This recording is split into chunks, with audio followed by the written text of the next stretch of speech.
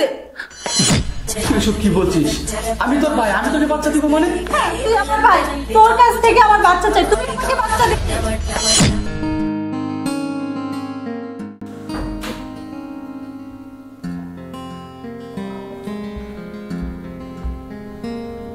কি ব্যাপার, তুমি আমাদের বাড়িতে হঠাৎ করে? হ্যাঁ আমি। মনে হচ্ছে তোর মন খারাপ। কি হয়েছে? তোর চোখে পানি কেন? কি হয়েছে বল না। কি হয়েছে? আরে বাবা, সেটাই তো আমি জানতে চাচ্ছি, তোর কি হয়েছে বল। কি আর হবে, যা হবার তাই হয়েছে। না, আমি কিন্তু তো কোনো কিছু বুঝতেছি না, ঠিক আছে? তুই হুট করে আসলি, ভেরি স্যাড মুড, কোনো কিছু জানালি না। আসলে তোর হয়েছেটা কি সেটা বল। শাশুড়ি, স্বামী, ননদ সবাই কথা শোনায়, সবাই অত্যাচার করে। শাশুড়ি তো ঘুম থেকে উঠেই বলবে, এই অপয়া অলক্ষণে বাঞ্জামের মুখ দেখলে আমার দিন শুভ হয় না। স্বামী বলে, তোমার মতো বাঞ্জাম নারীর সাথে আমার রাতে থাকতেও অসহ্য লাগে এক ছাদের নিচে। ননদ বলে, তোমার মতো মেয়েকে ভাবি বলতেও আমার ঘৃণা লাগে। কার কথা শুনবো?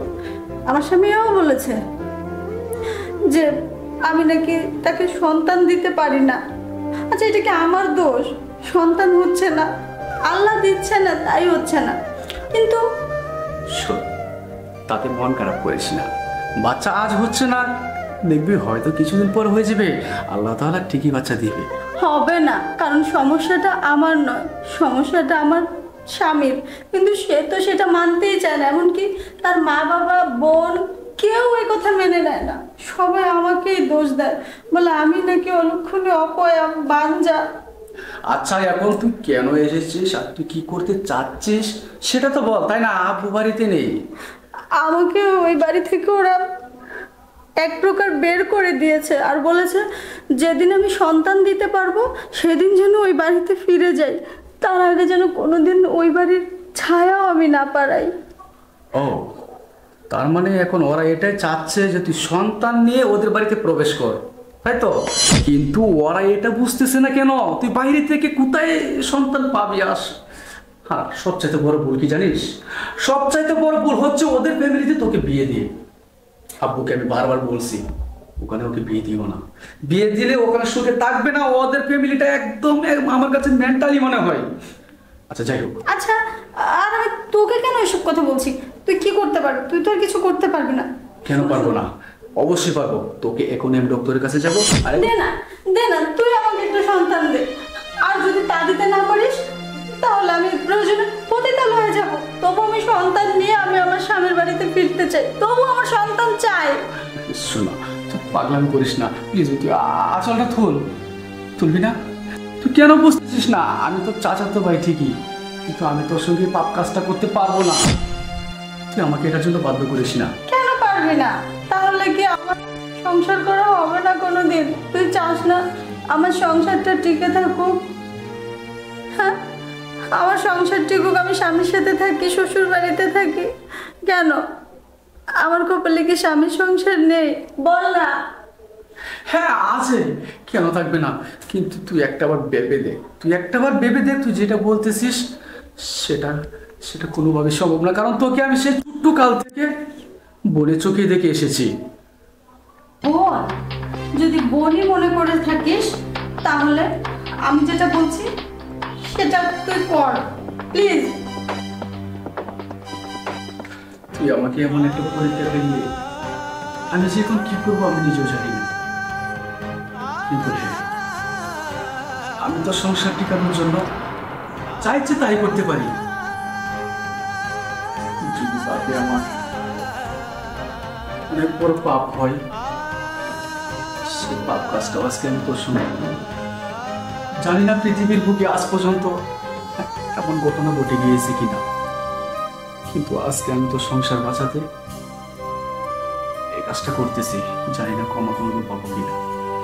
শোন না, এত কথা জানি না, আমার যে কোনো কিছুর বিনিময়ে হলেও আমার সন্তান লাগবে লাগবে লাগবে। আর তুই যদি সেটা আমাকে না দিস তাহলে আমি নিজেকে নিজে শেষ করে দিব। না, এই কথা তুই বলিস না। তুই নিজেকে শেষ করে দিবি মানে? তুই নিজেকে শেষ করে দিবি আর সেটা আমরা চেয়ে চেয়ে দেখবো? পারবো না। ঠিক আছে, যদি আমার এই কাজে দ্বারায় তোর গর্ভে বাচ্চা আসে তো সংসারটিকে,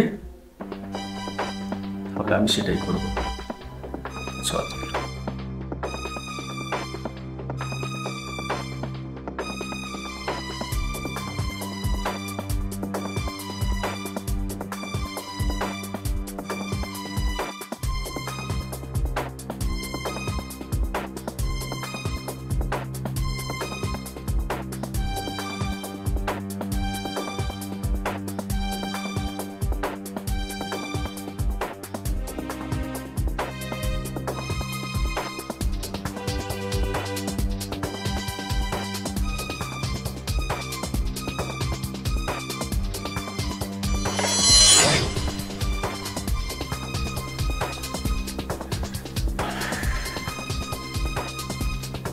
যেটা চেয়েছিলি সেটা তোকে দিয়ে দিলাম।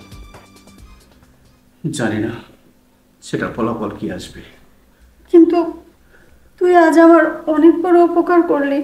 বিশ্বাস কর, তোর এইটুকু কাজের জন্য আমি আবার আমার স্বামীর সংসার সব কিছু ফিরে পাবো, স্বামীর বাড়িতে থাকতে পারবো। তুই খুশি হসনি? হ্যাঁ, সেজন্যই তো খুশি হয়েছি। তোর সংসারটা যেন এগিয়ে যায় সেটা ভেবে। যাক, এত কথা বলতে চাই না, আমার কিছু ভালো লাগছে না।